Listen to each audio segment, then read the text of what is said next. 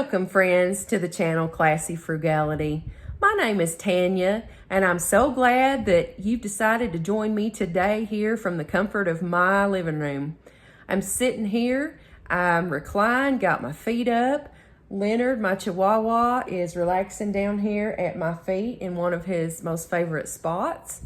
So we're just enjoying ourselves this evening after a long, hard day of work. I got to thinking, November is a very busy month of the year. I love November though. November to me represents that chill in the air.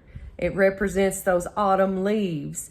I think about backyard bonfires and, sweaters and hot chocolate and all these wonderful things. I also start thinking this time of year about Thanksgiving and all that comes along with that. We are such busy people. So, when you think about Thanksgiving here in the United States, that comes along with, what am I going to cook? So there's all the shopping involved with that. There is the actual preparation of the food, which sometimes has to happen a week in advance if you're starting on a whole turkey. There is, cleaning your home to prepare for any visitors and guests, or to just refresh in general for your own purposes for this time of year. There is getting ready to go to other folks' house or other locations that you might go to eat Thanksgiving dinner. You may even join in on helping a soup kitchen or a church prepare Thanksgiving meals for those folks who don't otherwise have access to that. Just a lot going on in November. Not to mention, you have to prepare for December as well. If you celebrate Christmas or other holidays, there's a lot involved with that as well. Same things as November as far as the cooking, the cleaning, the preparing for visitors. If you buy gifts, there's all that. There's a lot of planning and just activity that goes along with that. With that, there can come stress, because that's just a lot. It can be stressful to not have the time or feel like you don't have the time to complete all the activities that you want to do. There's stress involved if you don't think you have enough money to complete all these things, to buy the food for all these dinners, or to buy the gifts, or to have gas money to travel to all these locations to visit others. So this is a perfect time of year to also just sit back, try to take stock of things, and try to remember things to be thankful for.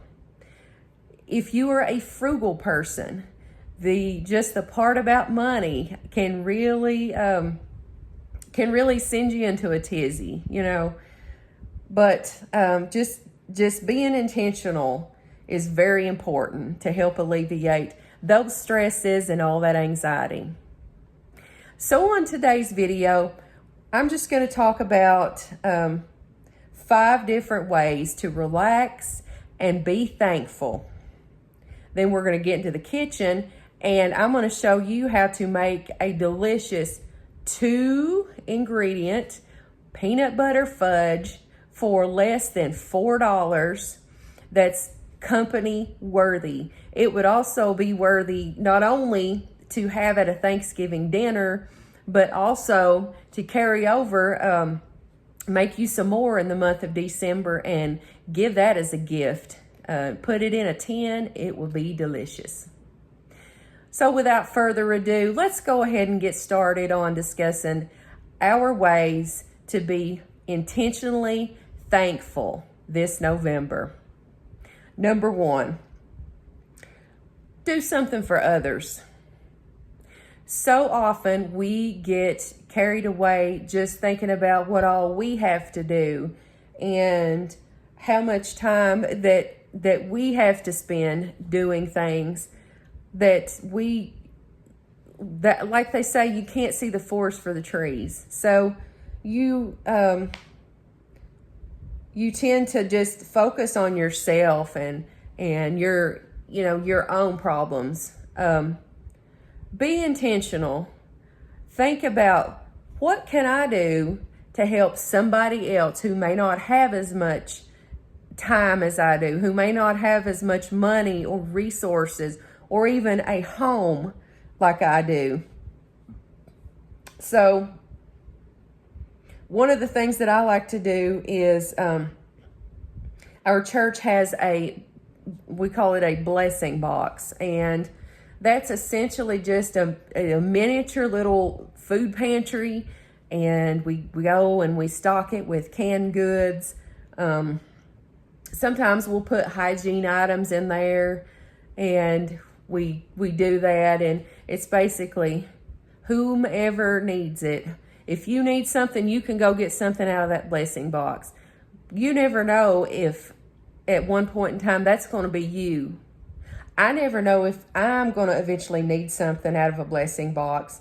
And, being anonymous, that helps take some of the shame and embarrassment that some people might continue to feel out of having to ask for help. So, right now at Walmart, as you saw in my video from last Monday, I mentioned that they have cans of green beans, they have corn, they have the Jiffy cornbread mix. There's all kinds of items you can get. Those are 50 cents right now. Get you some ramen noodles and put in those blessing boxes if you're able. If you can't do something for others that involves purchasing something, make somebody a card and send them. Make a phone call just to let somebody know you're thinking of them. Try to put yourself in their shoes. Just try to spread around a little bit of joy of the season. And in doing so, that helps us be happier within our own selves, or it does me anyway. I always got joy from helping other people. Okay. Number 2, be very intentional about making a list of the things you're thankful for. It may be your family. It may be your employment, your job. It could be your transportation, your home, your pets. It could be your salvation. Any of those things that you're thankful for, write that down. Try to think of at least 4 or 5 things a day. And I've talked on this in other videos as well. But being thankful and being grateful, it really does take effort sometimes. We just have to, set a good reminder for ourselves sometimes to reframe our thoughts. Number 3, walk outside if you're able to right now this time of year. Take it all in. There's still some good color here in Southern Kentucky left in those leaves. So go try to enjoy this season while you can. That's free, absolutely free to take a walk right now. You could even bring you a little picnic lunch along with you. Make it an event, a nice, free, fun event. Share it with somebody else even. Okay. Number 4, ask others what they're thankful for. That may give you some inspiration. Sometimes there are things that we don't think of that we could be thankful for. I work my regular day job. I work with individuals who have intellectual and developmental disabilities. Those folks inspire me on a daily basis, and they always make me feel very thankful for the things that I have. To see people happy in their lives despite significant physical health challenges, despite significant intellectual disabilities that they might have, and they're still happy and they still are able to bring a smile to my face. That is very inspirational to me. Finally, number 5, just try to have positivity, even in the ups and downs. There are always going to be those valleys. There are always going to be those mountaintops. We all have those things. Nobody's life is just 100% great and wonderful and on the up and up all the time.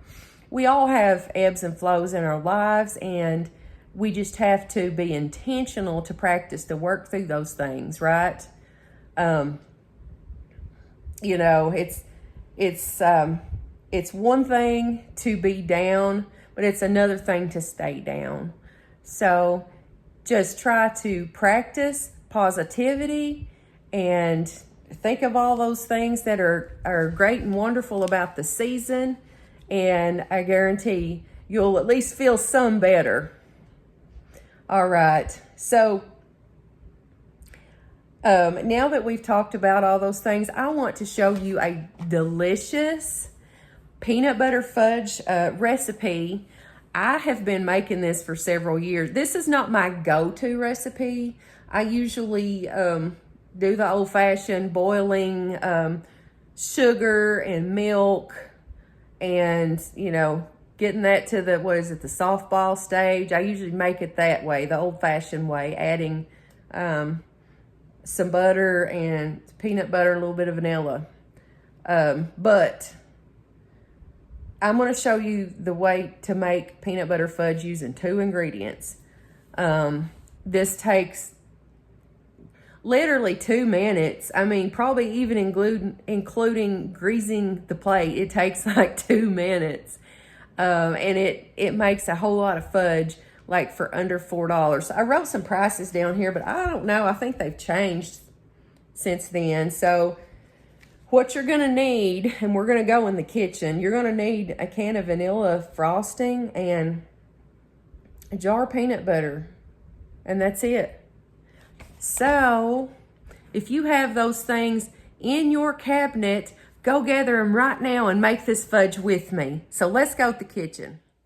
We are in the kitchen. We are ready to make our 2 ingredient peanut butter fudge. These are our 2 ingredients.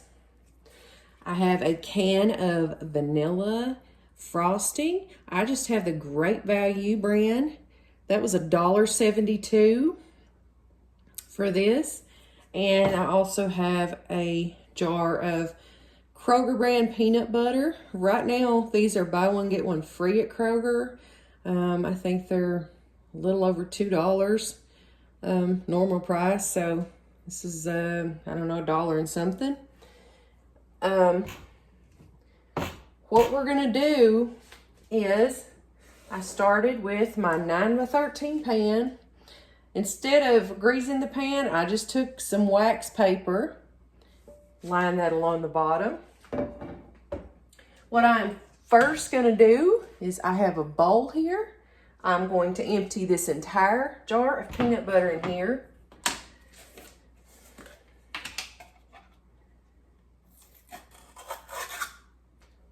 By the way, save your jars. You can wash those and use those for other things later. I'll get the rest of that off that later. Well, I just dropped my spatula. Let me rinse that off. All right. Okay, I'm going to take all this out.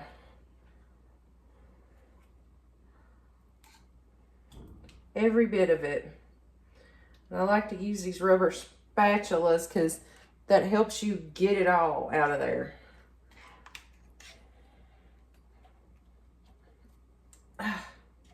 It can be a little bit tricky, a little bit sticky, but we're going to get all this peanut butter out of there. You all might have seen this recipe before. If you have, and if you've ever made it, you know it's good. It doesn't taste identical to the old-fashioned kind of peanut butter candy that I make, where I boil the milk and sugar, but it's still delicious. And the best thing about it is it's super quick. I don't know if you've ever been caught off guard having to make something to take to a potluck at work or at church or something, but it's stuff like this that can help save your sanity if you are. I mean, you'll see here, it literally comes together in no time. The longest part of this is waiting for it to set back up after you get it together. I've almost got all this out of there. Just another little go around. And the reason I do this first, I don't want to get my frosting in the microwave and then it start bubbling over and me be in the middle of getting this out there while it's doing that. Okay. Just a little bit more. I don't like to waste food, so I like to get as much as I can out of here. Let's see. Yeah, that looks pretty well good enough. Now, I'm going to put this over there in the sink. That way I can take the label off of it and wash it. All right. Now, what we're going to do is take the lid off. Take this foil top off and make sure you don't leave any pieces of foil. That peeled off pretty easily, but if you've ever microwaved anything with metal on it, you know what I'm talking about. It's going to start sparking on you, and it's not going to be nice. All right, you're going to want to microwave this just in its container, just like that, for about a minute. Now, I recommend monitoring that while it's going, because you don't want that bubbling over. You may even want to stir it. Sometimes I stir it while it's going too, just to make sure everything's cool with it. I'll get that off there. Now I'm gonna have like a regular spoon, just a metal spoon. Okay.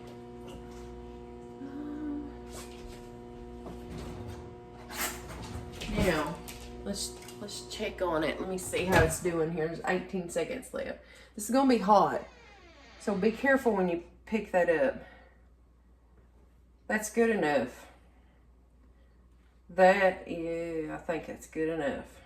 See how that is? Now,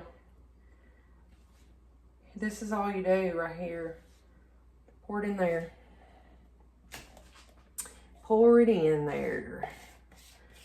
Get all that goodness out of there. Look, I know this kind of frosting, this canned frosting, I know it's full of preservatives and all kinds of stuff in there, but like I said, if you are looking for a cheap fudge recipe, if you are looking for an easy fudge recipe, if you're looking for a quick fudge recipe and delicious, then this right here, which is barely a recipe, it fits all four of those conditions. Now, here's all we do. We mix it up. Just be careful not to splatter it out. It's not like boiling or anything, but still. See how that is, if you can see that on the camera.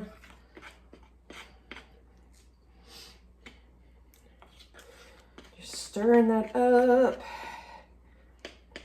I don't know, maybe if I use a whisk, it go quicker. It's already starting to thicken on me here. So I'm just trying to scrape along the sides and the bottom to make sure I get everything blended just as good as I can. I'm gonna go ahead and bring this pan over. All right. This bowl's heavy. I don't know how much like pounds of fudge this is. I don't know how many pounds, but it's heavy. I might have to weigh it sometime. I don't have a kitchen scale, but I might have to try that. Okay, looks blended, so here we go. Just gonna put it in there. See how that's thickening? It's thickening about the way regular, quote unquote, regular homemade, home cooked fudge would thicken. Already it is. So we'll get that in there now. Let's smooth it out. And I don't think I'm going to take it all the way to the edge of the pan because the paper falls just barely short. Just continue spreading. Ooh, it smells good. Smells delicious. It smells like Reese's Pieces, sort of. I love Reese's Pieces. What's your favorite candy this time of year? Ooh, almost got it. We'll smooth it a little bit more. Ooh, she's almost there. Now, just putting the final touches. Now, here's what I like to do. Once it's to this point, you can see that. I like to just pop it in the freezer for a little bit. I couldn't tell you how long. I don't know, maybe 30 minutes. Maybe less. We'll just have to see. So I'm gonna pop this over here in the freezer right now. Just because I'm impatient, just to let it sit. And I'll probably take a spoon, eat this in the meantime. And then we're gonna come back and I'll show you how it turned out. All right, here we are. It did take almost exactly 30 minutes in the freezer to get hardened. Didn't want it to be like frozen solid. I just wanted it to be set and you know, hardened. I was able to cut it easily. Good clean cuts. Look at this. I was able to get 45 pieces of fudge out of that.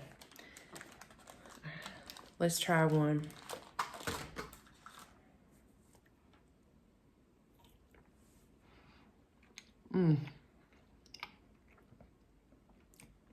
Delicious.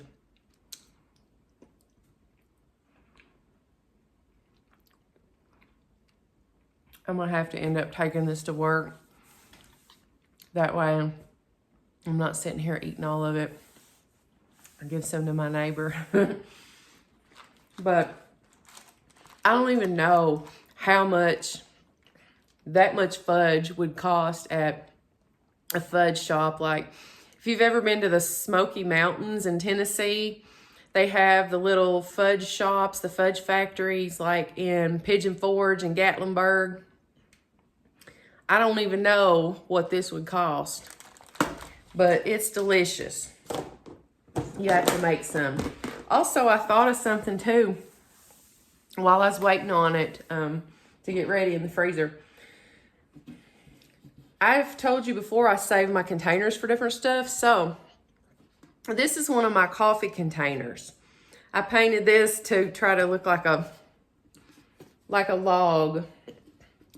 It's obviously food safe because it had coffee in it. So I would encourage you, save your coffee cans. Make sure they're good and clean on the inside. Do something cool. If you don't want to paint it, you don't have to paint it. I've covered them with the wrapping paper before. Made them pretty. Just put some wrapping paper on that. Fill that full of fudge. Think about it. Isn't that something you would like to receive? Very inexpensive. And with the amount of fudge that's here, I don't know, it probably would only take like half of this to fill one of these containers. So that would be a very inexpensive, a very frugal gift, as well as delicious and heartfelt. Well, I am glad that everybody decided to join me today and watch my video. If you enjoyed this video, please give me a big old thumbs up. And if you're not already a member of the Classy Frugality family, I encourage you to hit that subscribe button down there in the corner. Until next time, I hope you have a blessed day.